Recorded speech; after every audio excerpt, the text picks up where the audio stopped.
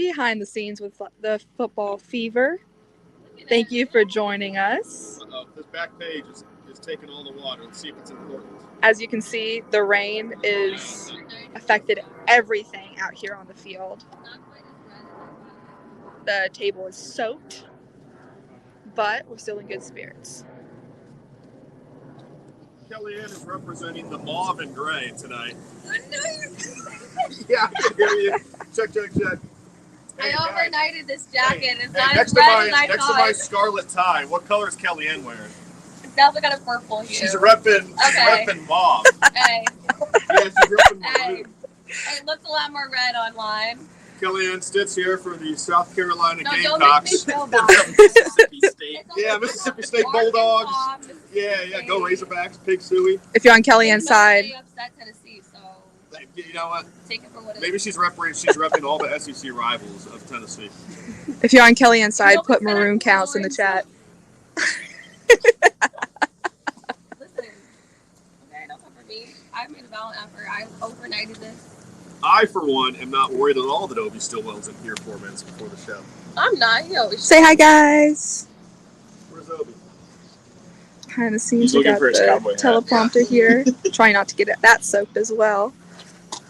Ooh, don't hit the camera. My fingers are already cold. Tell It's that early to for that. man. Tell that to my toes that has been out here since 4. Yeah. This heater's doing wonders, though. Thank goodness it's on my side. We're talking about Jaden Fielding. Jaden never came out. He said So he was there. literally point blank asked if Jaden I know. Fielding is your kicker, and he goes, "We'll take a look at that today." Yeah. It was the biggest non-answer. So we're going to look at that in practice today. Well, he was 1 for 3. Yeah. Against Michigan, and it's funny, or 2. Yeah, I wrote it down. Yeah, 1 for 3 against Michigan. Yeah, 1 of 3. But it was sad because he only missed 1 field goal heading into the He's game. actually been solid all year. I know. He picked the wrong time. 2 till to the show. 2 minutes till show? Okay, All right. are we? No, this is like... Are we like kinda? 2 minutes kind of freaks me out. Is Obi texting me right now? Let me check my phone. Is Obi texting me? Obi hasn't called. I've not heard from Obi. Yeah, no text. Is he okay? Yeah, we're on it. I hear activity out there, but is it Obi?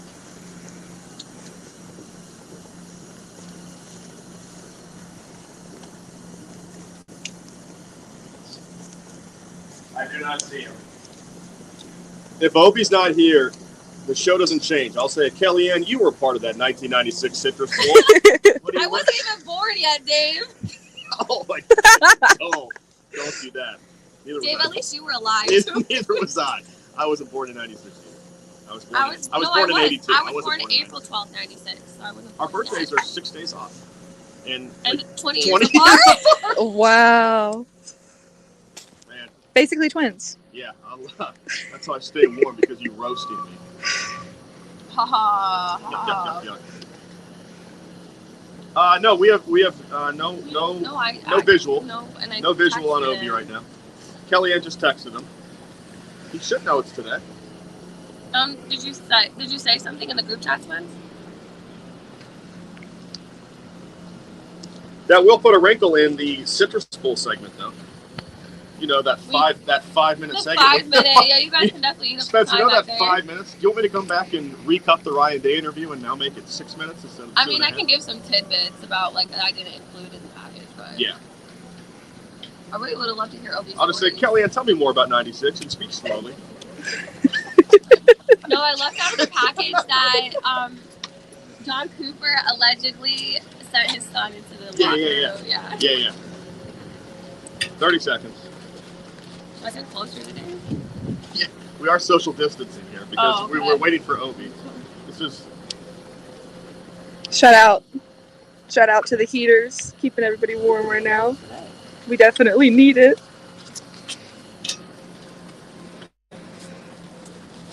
Hold up and about to run.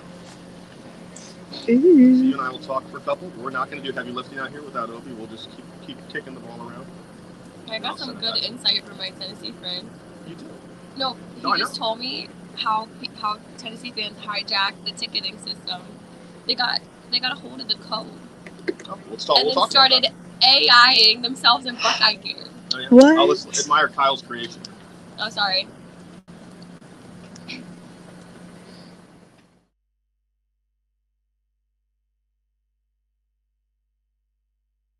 We can't let them beat us twice. And these Ohio State Buckeyes are ready to move on.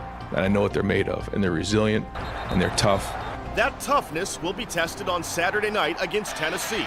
The Buckeyes have taken their hard knocks. Now Knoxville comes to the shoe. I'm confident in our players. They've been working hard and confident in the plan. The plan is to be the last team standing, to raise that national championship trophy. But first, the Buckeyes must move on from Michigan and channel that anger against Tennessee.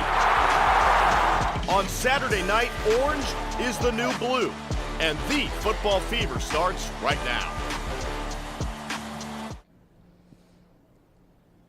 It is a cold, rainy night here in the shoe. Good evening, and thank you so much for joining us on a special Friday night edition of The Football Fever. I'm Dave Holmes, joined as always by Kellyanne Stitz. We have Jay Richardson and Ben Buchanan back in the studio in just a minute. We'll get to them. But Kellyanne, first off, the ability to regroup mentally. I really believe that this is more of a mental game than a physical game for the Buckeyes. How confident are you that they can forget what happened 3 weeks ago on this field behind us? Well, the guys that have talked all week and the coaching staff, they're confident that they can regroup and refocus and get some redemption coming off of the last game, the disappointing game that happened the last time they were playing on this field in the shoe.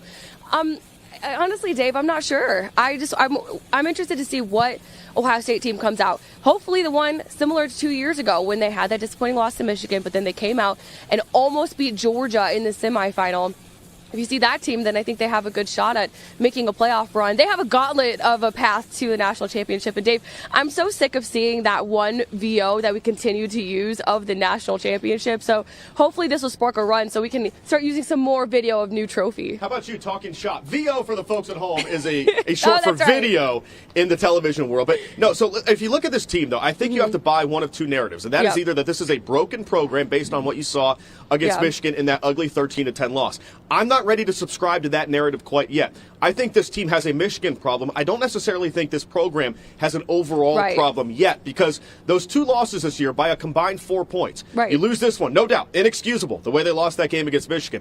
You also went to Oregon, lost by 1 second. 1 point, one play. If Will Howard slides a half second earlier, they probably win that game. So it's the same team that pounded Penn State on the road, the same team that pounded Indiana here, that almost beat the only undefeated team at Autzen Stadium. So when I look at that, Kellyanne, I think this Ohio State team, while they might not be built to beat Michigan right now upstairs, they are built to contend for a national championship. And absolutely, that's all good points that you brought up, Dave, because when you look at the Michigan game, like you mentioned, that is a mental hurdle at this point. But if that team that we've seen all season long that has 2 top 5 wins on the year, they come out and they play like that. They just play Ohio State ball, get back to what they're good at doing, and just go out and play freely. That's kind of a phrase that a lot of the guys had mentioned of wanting to play more freely in this game. If they can't play tight. They just got to go out there and play Ohio State football. But Dave, I will say one team that is very confident coming into the shoe are the Tennessee Volunteers. Yeah, we're looking at video right there of Tennessee. All right, I want to be clear that Kellyanne has been an Ohio girl her whole life. You did work a couple years in Knoxville covering this team, though, and you do think they feel good about their chances in this game. 2.5 years, and from everybody that I've been talking to in Knoxville media and just what I've seen on Ball Twitter, they are very confident in this Tennessee team. But I do want to bring up a stat by Fox Sports. Tennessee has lost 21 straight road games to top 10 opponents, but I think that they're very confident that Josh Heupel can kind of right that wrong and get this one done. And guys, they are championing taking over the shoe. They're even nicknaming it North Neyland. Neyland's a stadium, their home stadium in Knoxville, Tennessee. I've heard a bunch of these conspiracy theories or these theories that these Tennessee fans are trying to take over the ticket system. I heard from my Knoxville media friends that they hacked the code to get to the tickets, and they even started doing AI and Buckeye gear to prove that they were Buckeye fans. So a lot of them are also confident that they'll travel, and I know they will. They're a very passionate fan base. It's only a 6-hour drive, and they are rooting for their Vols to get this done. Let's bring in Jay Richardson, Ben Buchanan. Hacked codes, AI. what kind of algorithm is Kellyanne's computer Man. on right now? She went down a Reddit rabbit hole from what it sounds like. This is passing along college information. football in 2024. You got to love it, You just don't know what you're going to get. All right, guys, thanks so much. Ben Buchanan here in studio with former Buckeye Jay Richardson, and welcome to the playoff edition. We're finally here of the Football Fever. All right, Jay, it's finally here, as we mentioned. Ohio State gearing up for their first home playoff game following, call it what it was, a heartbreaking loss to that team up north. Let's talk about some similarities here. What do we see between the Wolverines and the Wolves? Some similarities, these two football teams. Ben, so everyone's talked about this now. Since I first brought it up, by the way, is that Tennessee's built a lot like that team up north. And when I say that, I mean it all starts for them with their defensive front. They've got some monsters up front, okay? You got guys like James Pierce, who is a pass rushing demon for Tennessee. He is a premier guy. He has a first-round grade. He is a dude that makes a lot of noise off the edge, and he's going to be a real challenge for Ohio State's protection. You have to know where Pierce is and what he's doing. And then they have a tandem of big boys in the middle, Carson and Thomas. 310 and 325 pounds shuts the middle down. And when I say shuts it down, 8th in the country in rushing yards allowed, 4th in yards per carry allowed. What am I trying to say?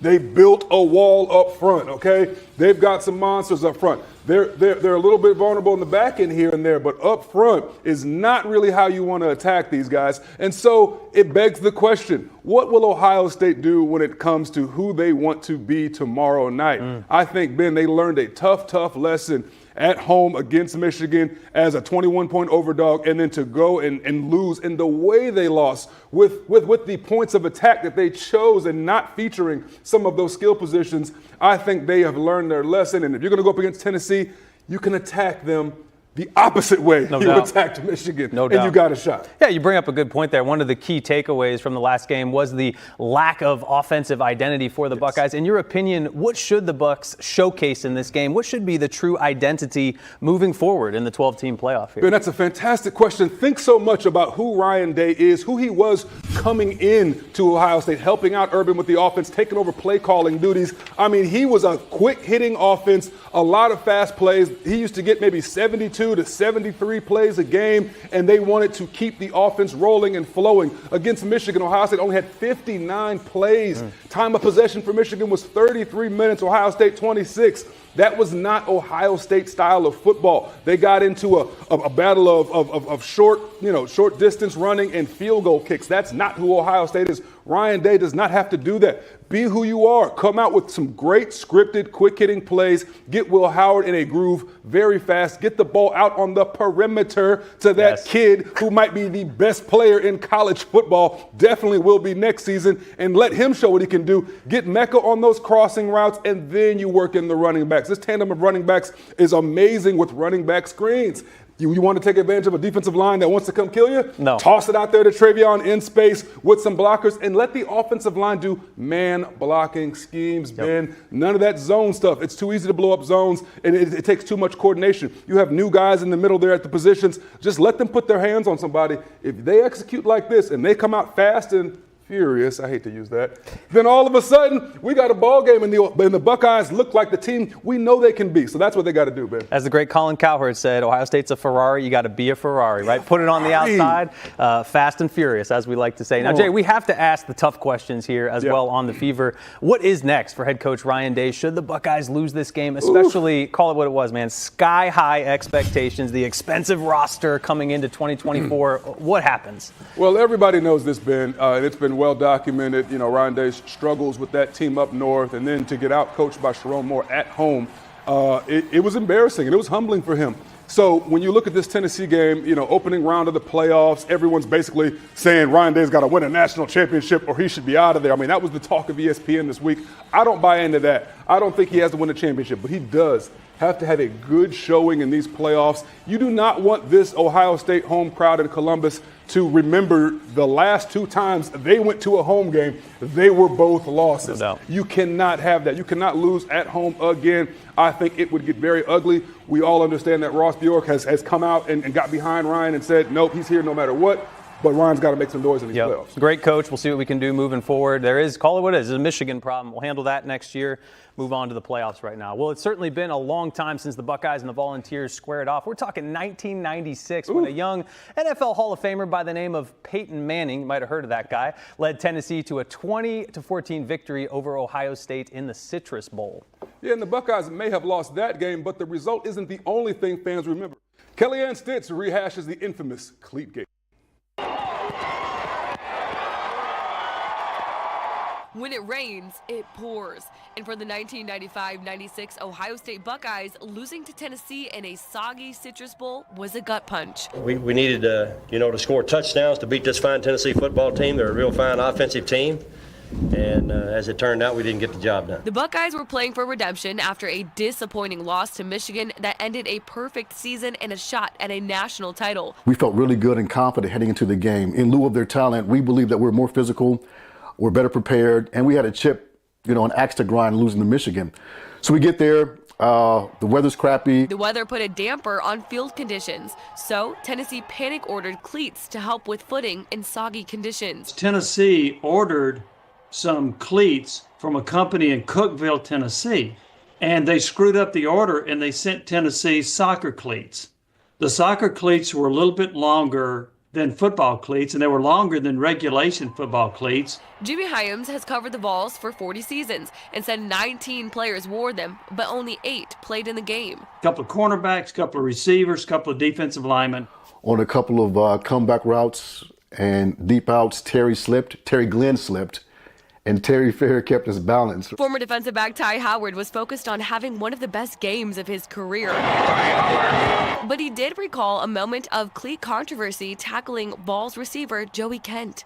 I had hit him, and I knocked him over, and he rolled over. And when he rolled over, just ironically, his leg and cleat hit Dr. Kading in the knee, and Dr. Kading was protecting himself, and he had reached down to move his knee, and he kind of caught Joey's cleat, and Joey's laying there was like, and he kind of snatched his foot away and was like, get off my foot, what are you doing? And he's calling the ref over saying, hey, look at their cleats, they're illegal. But as a player, you're like, well, who cares if they have an inch, longer spike? It wasn't that big of a deal. But the illegal cleats were a big enough deal that after the Vols' 20-14 win, the coaching staff had to testify before an ethics committee. The head coach went before the committee, and the equipment manager, Roger Frazier, went before the committee, and they had to testify that basically it was an honest mistake. An honest mistake that has stuck with Buckeye fans and former players, including Heisman winner Eddie George. I'm interviewing Eddie George, who played for the Titans, and he's in Knoxville. And so as I'm interviewing, he said, hey, by the way, Tennessee cheated. They wore those long cleats against us, or they wouldn't have beat us in the Citrus Bowl. So he brought it up out of nowhere. The Vols may have had a slight competitive advantage, but Ty Howard said if it were no rain and all shine, it would have been a better result for the Buckeyes. Again, I'm not going to call the Volunteers cheaters, right? Because I respect the program. However, you put us on a neutral field again without the rain. We win that game. Great stuff there on that story, Kellyanne. First off, I do want to propose the idea that we don't need to refer to every scandal as gate on the suffix. That's just a personal thing. Okay. That said, let's talk about Cleatgate. Is that, are you good now? Let's Are we talk good? about Cleatgate. We're going to talk about the Cleatgate. Okay, so, you shared some funny stories there. A couple you didn't even fit into that story. One of them, what is the rumor of what happened after that game? So Jimmy Hyams, who's covered the Volunteers for 40 seasons and that game, he said that he learned later that John Cooper, he was not very happy about the cleats, right? Sure. So Coop sent his son into Tennessee's locker room to go try to steal one of those cleats and try to prove that they were playing with illegal cleats. They were longer than the regulation. He was upset about it. Some of the players were upset about it. Shoot, as Jimmy just mentioned, Eddie George still brings it up. He also mentioned that didn't make the cut on the story that he just done an interview with Tennessee running back Jay Graham, who I believe was MVP of that game. And Jay was interviewing for a job at Tennessee State with Eddie George, and Eddie even brought it up to Jay, like, hey, you guys cheated with those cleats. Yeah. But Ty Howard, he's taking a different approach. He said, let bygones be bygones. Was it a slight competitive advantage? Yeah. But is that the reason they lost the game? No. So he's looking for redemption, even from the Buckeyes this year, because, Dave, there are some eerie similarities between that game, that team, and these two teams are only meeting for the second time ever, nearly 29 years later. Yeah, I don't need to bring it up to Buckeye fans, but I believe 1995 ended with a loss that shouldn't have happened against a team you don't want to talk about. Yeah, there are some similarities, right? At home, they were undefeated at the time. Of course, the Bucs had this one loss in the season before that team up north. But yeah, looking at Tennessee, they had Peyton Manning, who's a sophomore quarterback. Tennessee now has Nico Yamaleava, who's a young, talented sophomore quarterback. Both teams had really good defenses. Ohio State had tons of talent on the offensive side of the ball, defensive side of the ball. Well, I mean, tons of talent. They both had really good defenses. Some weird similarities happening. Yeah, 1995 was one of those years of just what if. I know there were a lot of those years, it feels like, during the John Cooper era, but it also makes me think, as an old guy rant here, I miss bowl games like the Citrus Bowl when it mattered, right? Like now, that's the one drawback to the playoff. It feels like everything else feels second tier now. The playoff, I think, is a very good improvement, but I miss the days when two fan bases like this would go crazy over the Citrus Bowl. The Citrus Bowl. They were excited. They said that we had a respectable bowl game. We had a respectable opponent and a talented Tennessee team. But the good thing is, the one difference between this game and that game is the Buckeyes still have a shot at a national championship. Yeah, and we're going to talk more about that coming up on The Football Fever. There is a place on this Tennessee defense that the Buckeyes could potentially exploit tomorrow night. We'll talk about that next when the Fever rolls on.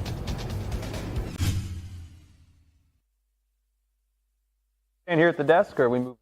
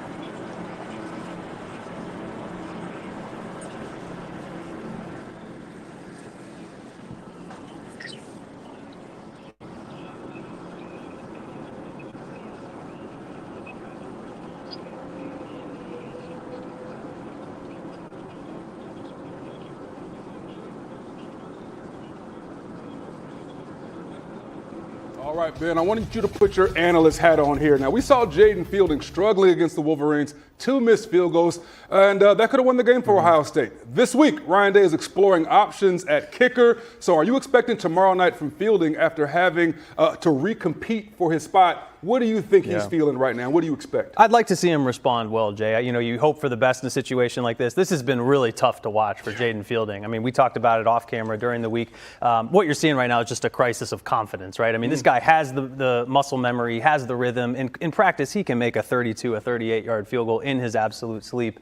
Ryan Day, I thought, said all the right things in the press conference, but it comes down to the Ryan Day program and the Urban Meyer program. We see remnants of that. I remember my time at Ohio State with Urban. He'd always talk about power of the unit. And what power of the unit is essentially you got to push your brother. You got to push your teammate. The guy right behind him, Austin Snyder, very capable kicker as well, right? Yes. So you have the ones out there that go kick the field goal. You have the twos that go out there and kick the field goal. Everything is charted. Everything is evaluated. You have to realize, you know, it's nothing personal, but if you're not getting the job done, you're 1 or 2 plays away from, you know, next man up mentality, man. Ain't that how it is? That's really how it is. Iron sharpens iron. Between me and you, though. Yeah.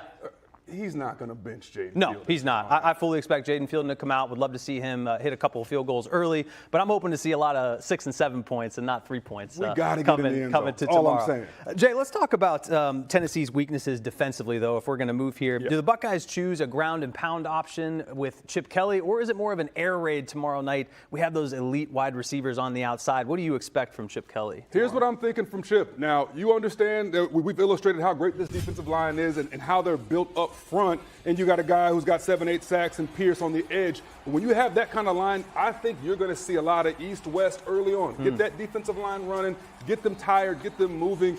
Again, you want to get Will Howard into a rhythm early, so you want quick throws, things that Will Howard feels comfortable with. If I'm Chip, I am dialing up all of Will Howard's favorite plays, stuff that I know he executes well. We know Will is fantastic in between the numbers. That's where you want to see him throwing the football. You want to see crossing routes. You want to see things down the seam. You want to see some tight end delays for G. Scott maybe. Anything that takes advantage of the pass rush, wanting to be overly aggressive, takes advantage of really the middle hole of that defense. I like it. And when you see a lot of cover 2 and everything, there's going to be opportunities to expose that. So if I'm Chip Kelly, if I'm Ryan Day, I want to be fast. I want to get a lot of plays in. I want to wear this defensive line down, and I want to attack downfield. To keep it very simple, I like that expert analysis there. It's athletes in space, right? Man. Get the ball to athletes in space. I think good things are going to happen. Throw it to Jeremiah, man. That once in a generational talent. Good things happen when that freshman gets the ball. Well, it feels like it was just yesterday he was suiting up for his first game in the shoe, and tomorrow, if you can believe it, it'll be his last already. That's right. Will Howard came to Columbus. As we know, now he's saying goodbye very quickly. Dave Holmes goes one-on-one with the signal caller as he reflects on his time as a Buckeye. Stay with us here on the Football Fever.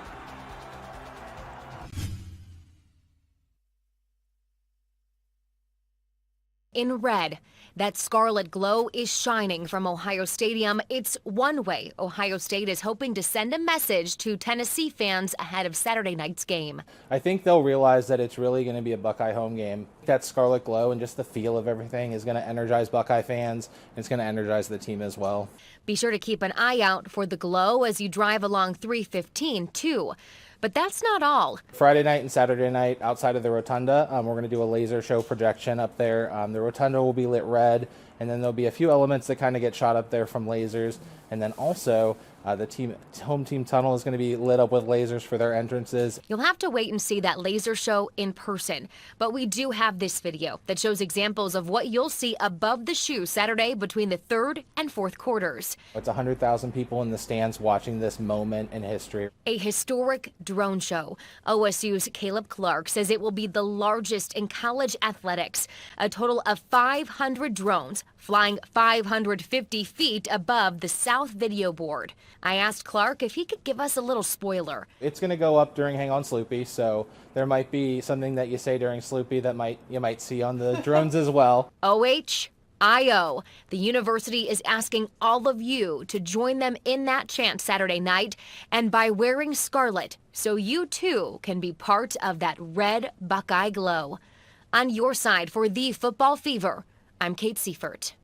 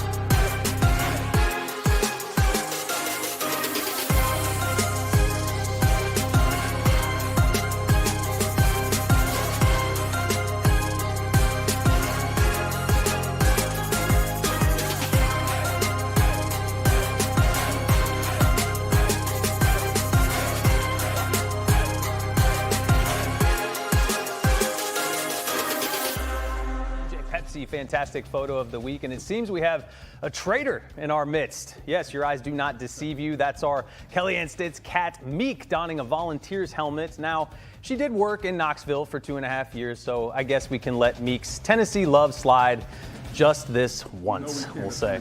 Yeah, that's right. No way. Scarlet and gray, baby. Remember to send us your photos of how you're watching our Buckeyes by going to chime in on the WSYX app. And as always, we look forward to seeing you there. Well, it's nice and warm here in studio, but you better believe Dave, Kellyanne, and Obi are pretty chilly right now. But they're not the only ones struggling with the cold. These 2024 Buckeyes appear to be more of a warm weather team these days, despite playing in Columbus, Ohio. We'll have your Buckeye weather report when the football fever continues.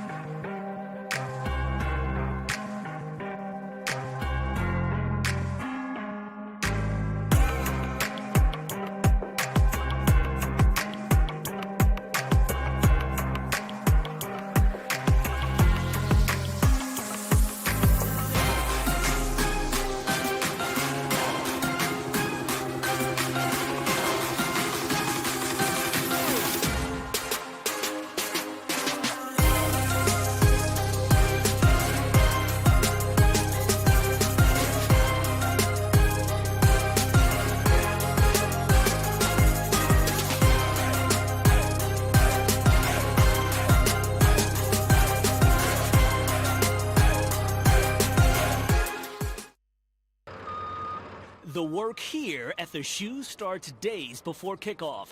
Thursday afternoon, production teams with ESPN working on all the logistics. Where we're standing right now is what we would call our game camera position. We were with the crew for the setup at the Shoe. Even the stadium walkthrough is quite the undertaking. Planning for this Saturday night's game started weeks out. What's the show going to look like? How many cameras? How many replay sources? All the different technical things that we're going to need to pull that off. Jimmy Platt is ESPN's lead director for college football. You spend all this time preparing for something, and now you just get to go execute it. So that's the best part of the week. From the playoffs to the championship game, this is the guy setting the stage for every action-packed angle, call, and score you see on air. When you prepare, you don't have nerves that you're nervous about it. You have that feeling of excitement. It takes more than 300 team members to map out the product you'll see right here in primetime on ABC6 Saturday night. That's not to mention the various cameras bringing you right onto the field. You just can't wait to get the ball in the air. I always say, once the ball's in the air on that first kickoff,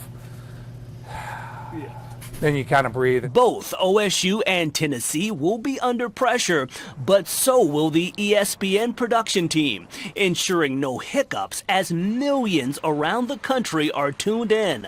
Let's just say they're ready. I think you always shoot for perfection, knowing that you're only going to obtain excellence. And when you can obtain excellence in a telecast, you've done your job.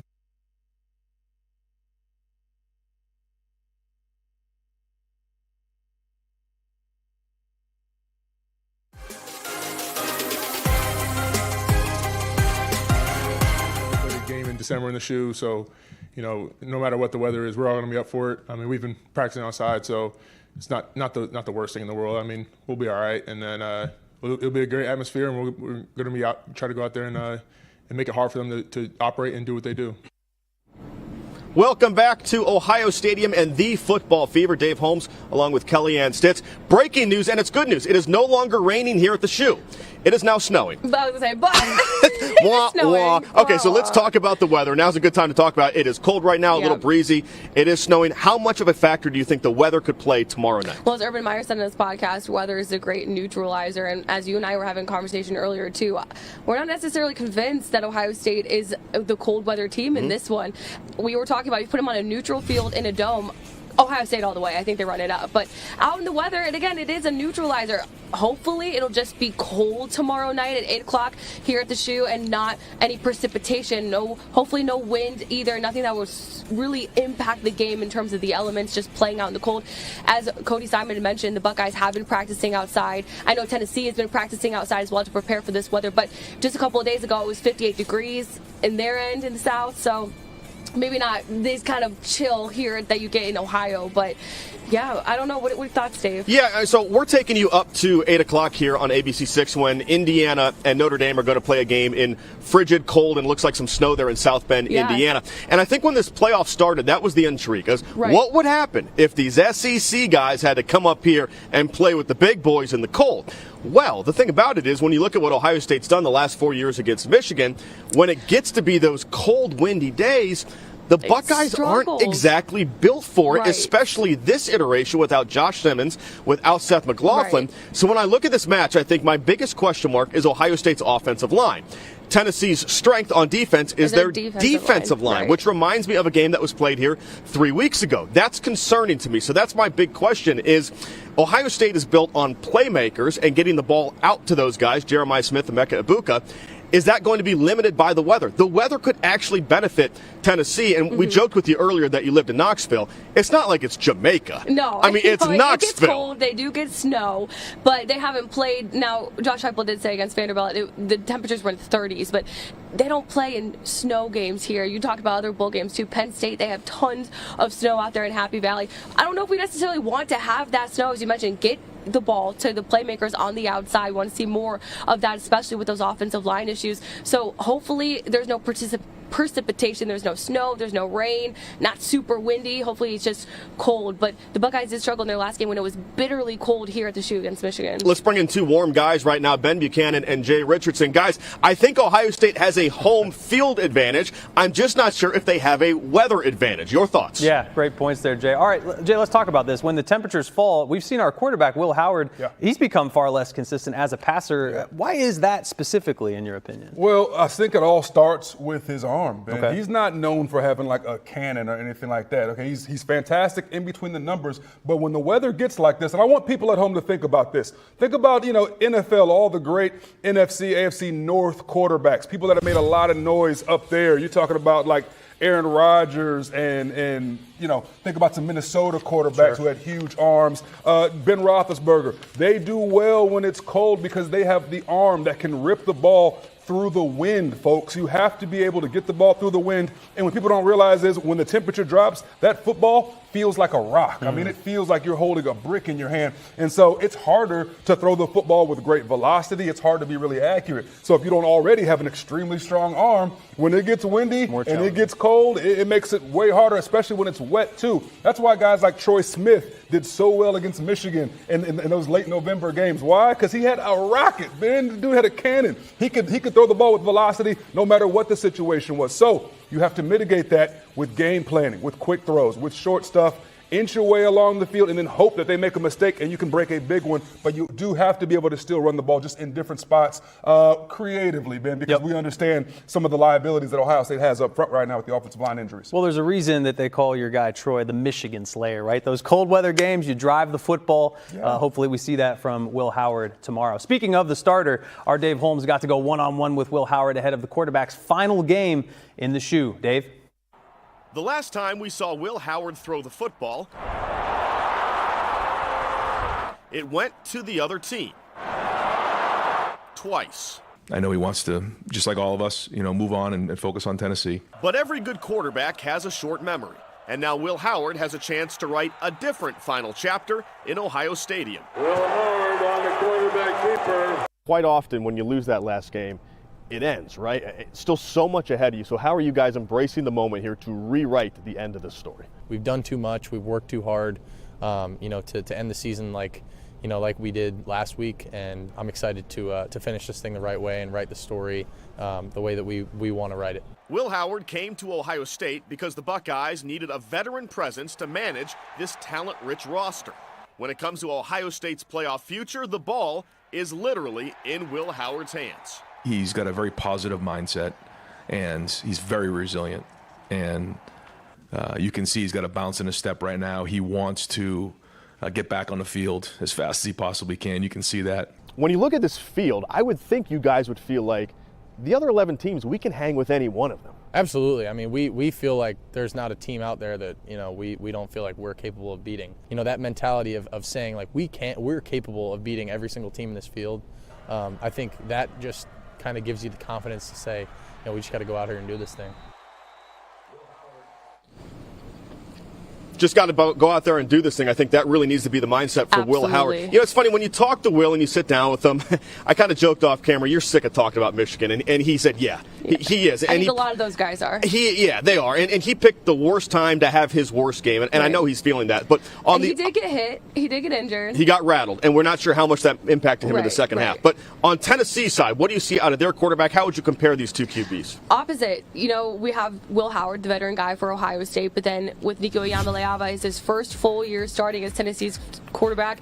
He's a young talent, sophomore. He has a cannon, but he's an athlete, man. He can take off. He's fast. When he does, he's off. He's a dual threat quarterback. He hasn't run as much this year, but he has run a lot. In fact, he's coming along a lot later in the season. His passing efficiency has gotten better in the back half of the year. His touchdown to interception ratio as well. But on the ground, he's rushed for 42 yards against Vandy and over 300 rushing yards this season. And at times, Ohio State has struggled with a running quarterback. So we'll see how Ohio State can adjust that if Nico tends to take off, because he may be limited in some of those guys he can throw to on the perimeter. Yeah, and that's the key here. So Ohio State feels very good about their wide receiver core. Tennessee, though, Kellyanne, a little banged up there. They don't have as many weapons to throw it to. Yeah, so Tennessee's wide receiver room got depleted right before this game. The Vols' 3 starting receivers, Dante Thornton Jr., Brew McCoy, and Squirrel White, are all banged up. Thornton, Nico's top target, left their last game against Vandy with an upper body injury. Squirrel left with an injury, and then Brew McCoy didn't even play after aggravating a lower body injury in warmups. That one against their last one against Vanderbilt. And Dave, 4 of their receivers entered the transfer portal, and Josh Heupel said, as I believe we're going to be hearing here soon, anyone who enters the portal will not play. And he stands on business. So at this point, the Vols only have 6 scholarship receivers left for the postseason, and Brew McCoy, Squirrel White, and Dante Thornton all were in non-contact jerseys during their practice this past Tuesday. Yeah, it's interesting. You mentioned the transfer portal. We've seen it hit Ohio State. Devin Brown, backup quarterback, is in the portal. He is still going to be the number 2 quarterback for this game, according to Ryan Day. He's still ahead of Julian Sane. Aaron Nolan, Ohio State's backup quarterback, in the portal. Ryan Day says he's no longer with the team. Quote, that's his decision. Yeah. Gabe Powers, we've seen other players enter the portal. These coaches, it is such a nightmare trying to deal with players leaving. Really bad time. They're trying to get players, and here's what Tennessee head coach Josh Heupel had to say about that situation. I can't imagine, not wanting and participating in what I think is one of the most unique opportunities in your playing career, but also in your life. You've poured a lot of work into it, and this is a unique opportunity. Yeah, a unique chance to play for a national championship. And Kellyanne, we're seeing coaches handle this differently. Yeah. Some guys are still keeping people on the roster. Some players are choosing to say, I'm done altogether. It's a bit of a mess. It really is. And with Josh Heupel there, I believe he's just trying to prove a point. Like, you're either with us or you're not with us. You're either with us or you're against us. If you're going to hit the portal, then you're not playing in this one. And with, like you mentioned with Ryan Day, it's been interesting to see how he's handled it, because, as you mentioned before, Devin Brown came out and was like, you know what, I'm gonna ride this ship just a little bit longer before I look for a better opportunity. So it's interesting to see how. But with Tennessee's wide receiver core, again, it's one big story I've been watching all week leading into this game. And Josh does not like to talk about injuries. He doesn't give away much, so you won't know who's starting until the game hits. Likely those 3 starters will be starting. They have to play, right? They don't have much of an option. So at that point, if people start to go down, I assume they just start going to their tight ends who they use in their passing game. But do you kind of go back on that? For Josh Heupel, he's like, no, if you're in the portal, you're not with us. Yeah, we're going to find out a lot tomorrow at around 6 o'clock, 2 hours pre-kickoff, when they'll release that inactive list. Coming up next here on The Football Fever, I'm sitting down with the head coach of the Buckeyes, Ryan Day. How has he gotten this team to move on over the past 3 weeks in dealing with that loss to Michigan, and what lies ahead for Ohio State in this playoff run? I'm sitting down with the head coach of the Bucs next on The Football Fever. Usually posts about Buckeye football, but last week it was about 4.5-year-old Clark. My wife and I just received the worst news a parent can hear. My beautiful son has just been officially diagnosed with MPS III, also known as Sanfilippo syndrome. The disease is degenerative and causes symptoms similar to Alzheimer's, but in children. The more people that know about it, the better. So I felt like posting on Twitter was a good way to at least share it a little bit, and it took off. Oh, it took off all right. Fans from Ohio State, Alabama, LSU, even Michigan weighing in with support, along with Tennessee mega fan Captain Cornjuice, also known as Bo Camaro, the two meeting up on X. Hey, you don't know me, but I'm a part of Vol Nation, and I started a charity where we buy gear for opposing teams' kiddos. Cancer hospitals, usually, when we come to town. It's called Beyond the Snap.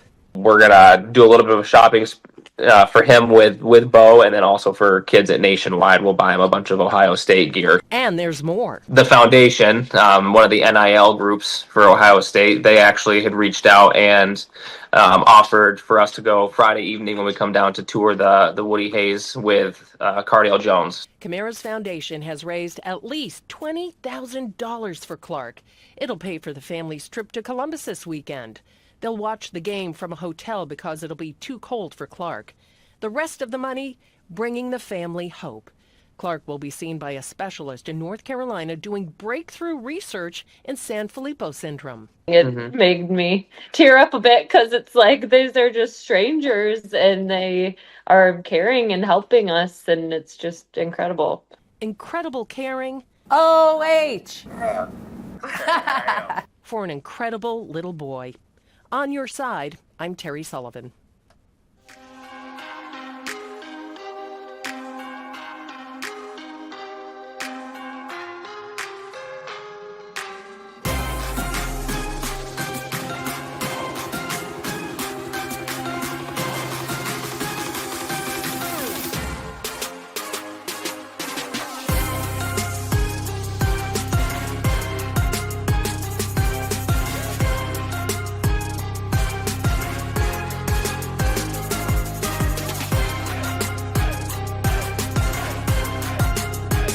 Going to be one of the most difficult nights of Ryan Day's career as he gets these Buckeyes to bounce back after a fourth straight loss to the Maize and Blue. It's almost going to be one part head coach, two parts psychologist. Can Ryan Day get this team to buy in and believe and regroup for this postseason run? That's one of the questions I asked him during our sit down. I think sometimes players and coaches say after a loss you want to get out there right away. This time I'm not so sure, though. I think 3 weeks off might be a good thing for you guys to kind of regroup. What have you seen as far as the mental journey your team's been on the last 21 days? Well, I think the first thing is, coming off of the last game, we were able to sit down and address the issues, because that's a big part of it. I think any team that gets to this point is going to have issues, and so we got to get them addressed. And, that wasn't easy to do. Quite honestly, it was, something that our seniors, which, by the way, like, our guys are resilient and, they care. And they want this more than anything. Yeah, I think it's interesting narrative sometimes. You lose 2 games by a combined 4 points. You play the number 1 team on the road in their house. You lose by 1 second, 1 play, 1 point, basically. So when you look at Oregon's undefeated, all these teams, you played a couple of them before, it feels to me like there are 7 or 8 teams who could actually win this thing. Do you sense that sort of parity when you look at the bracket? I think all teams look excellent. When you look at, from 1 to, 12, I think you can make a case for anybody. So very, very good teams out there. I think it's going to be important for everybody. They're all going to have their issues along the way, and it's a long season, which is something that we knew that was going to be the case. You've alluded to maybe changes on the O-line. What are you looking at? What are things you might try against Tennessee? Well, you don't want to get into that. You're not going to give us schematics? Sorry. All right, they would send this to Knoxville. Right, right. But will there be changes on the O-line? Yeah. Look at some personnel, but then also just, schematically, what do we want to get done? And, how do we want to, again, maximize our strengths, minimize our deficiencies? And there's ways to do that. The opportunity here to play the first December game in Ohio Stadium, host an SEC team, just from an overall ambiance, what are you expecting this historic night to be like? First playoff game in the Horseshoe and the history of the school. And, it signifies, just an overall change in just the way things are. When you think about college football and playing for a national championship. And so I think it's going to be an electric atmosphere, first of its kind. And, I'm excited to get the community back together, get the fans back together, get this team back on the field. And, I know that this fan base really appreciates these players. They, I know Buckeye Nation will be very proud of who these guys are.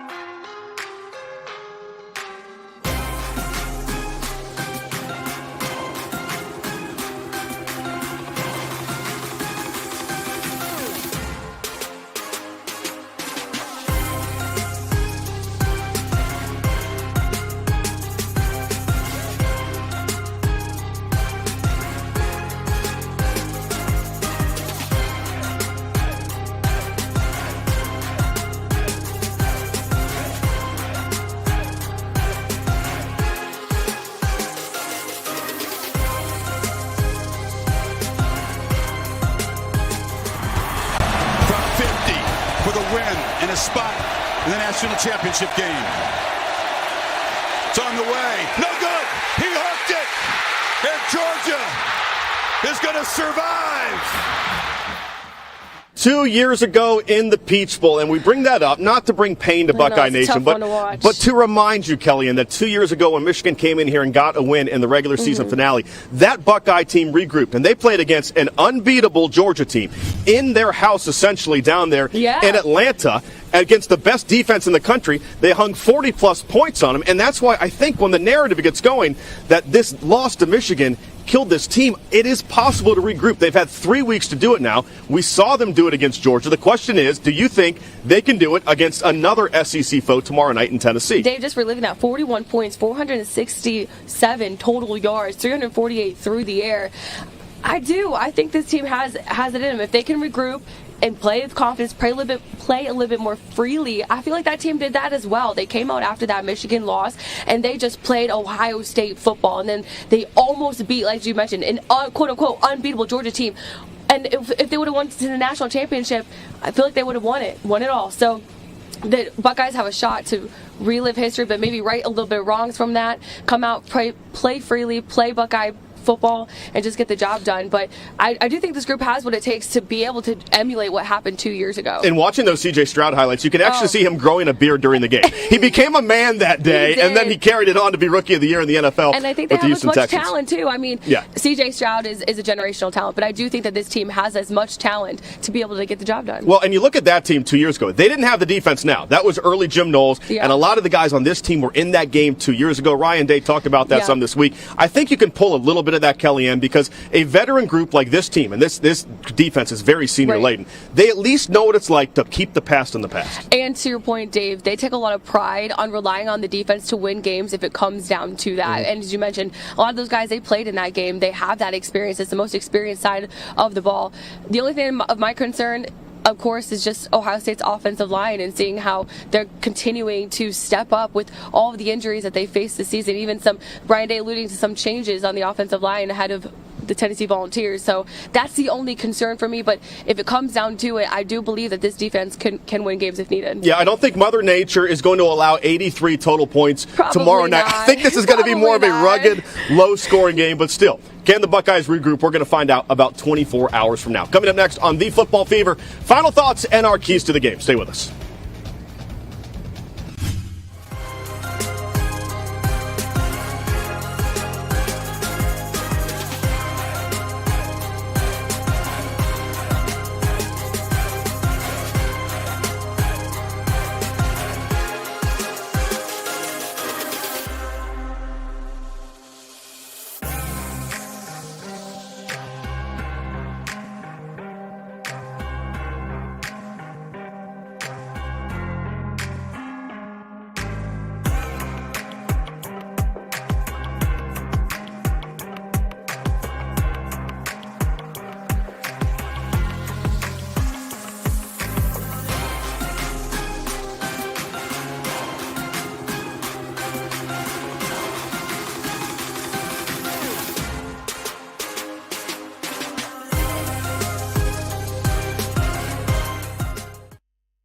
Macadon's sound, his passion, his talents, a window for the country to peek in, to really see and feel what it's like to be a part of Buckeye Nation.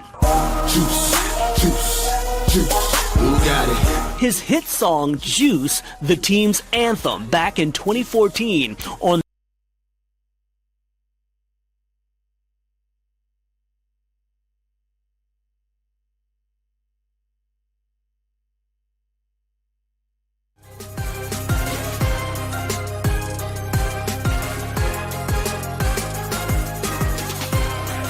Keys to the game. My first key is willpower, and by that, I mean Will Howard. 5 interceptions in his last 6 games, but all you have to do is look at that Oregon game. When he didn't turn the ball over, the Buckeyes almost beat the #1 team in the country. If we can get Oregon Will Howard, this team can make a deep run in the postseason. Absolutely. St. Luke is my second. I'm referring to Luke Montgomery. We know he's going to see some action in this game. Ryan Day playing coy a little bit on what exactly that means, but he needs to step up with this offensive line. And Forsythe, that's not a misprint, that's a homophone. I'm referring to number 4, Jeremiah Smith. Need a big game out of the freshman. The best receiver in the Big Ten needs to play like the best receiver in the country tomorrow night when the Volunteers come to town. All right, Kellyanne Stitz here. Final thoughts as we get ready. What are you looking forward to most about the SEC against the Big Ten in the first December game, the first playoff game in Ohio Stadium? Looking forward to a lot. I think it's going to be a really good matchup, a tough matchup. It's going to start the battle in the trenches. I'm curious to see those changes that Ryan Day alluded to on the offensive line, see how Luke Montgomery folds into the mix and see if that can even spark some better play from that group. It's going to be very important.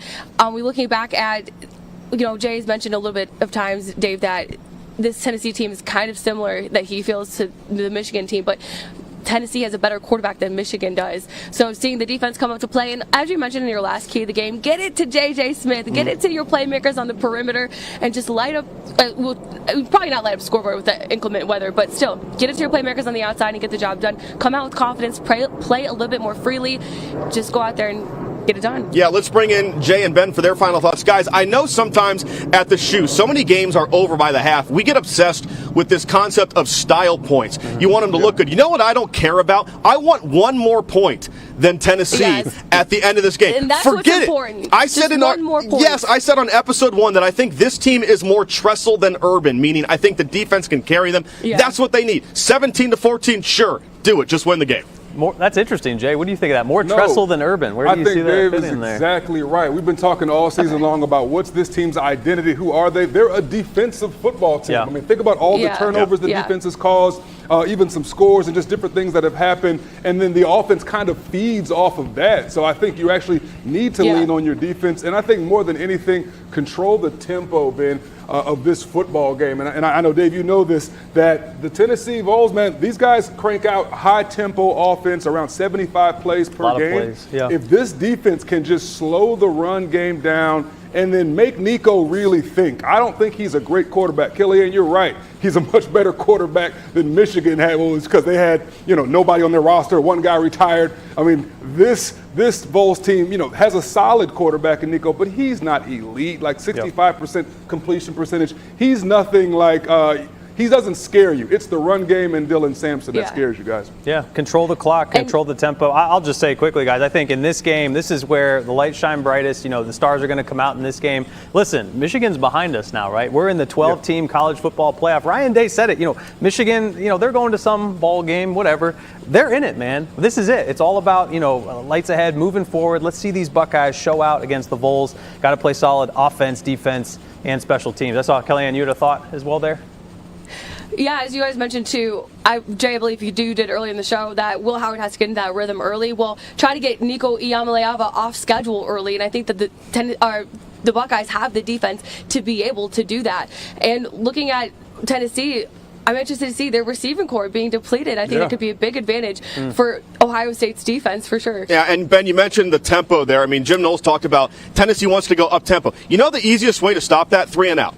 I mean, you can't be fast on 5th down because they don't give you 5 downs. So if you go 3 and out and try to keep your offense on the field and let them grind out some yards, I think that's going to be key. And Dave, to your point, they've been practicing for this tempo as well. Caleb Downs, when he was at Alabama, he faced Tennessee in their up-tempo offense. They've been practicing like that. He said the practices at Ohio State have been similar to that. They've been even trying to get creative at times and having the guys turn their backs and then regroup really fast to try to prepare for that tempo. But I will say, the Vols play with a lot of tempo. They aren't playing as fast as when I covered Tennessee and they had Hendon Hooker, who was just a really smart, high IQ football player, quarterback who could process and make decisions very quickly. Nico's young. He's still coming along in this offense. But I think that they play tempo compared to what Ohio State has played this year. But again, they have been preparing for that and trying to emulate that in practice. Yeah, final thought for me, guys. The same team that lost to Michigan is the same team that pounded Penn State in Happy Valley. The same team that pounded Indiana here. The same team that lost by 1 second at Autzen Stadium against Oregon. So fans, let's not forget that. Enjoy it. This is a new playoff, a new era. I'm excited for tomorrow night. It'll be here soon enough, guys. Great work. All right, that'll do it for us here on The Football Fever. The Buckeyes and the Volunteers kick it off tomorrow night at 8 p.m. Remember to join us immediately following the game for The Football Fever post-game show with reaction from the Buckeye players and our head coach, Ryan Day. Until then, enjoy the game, everyone, and it's here. Go Bucks, baby. Go Bucks!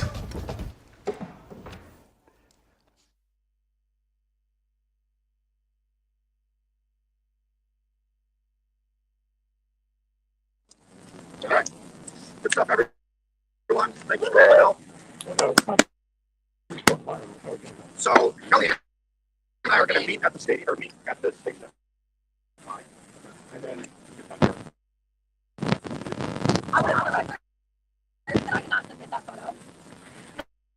Kellyanne, any last notes for fans? I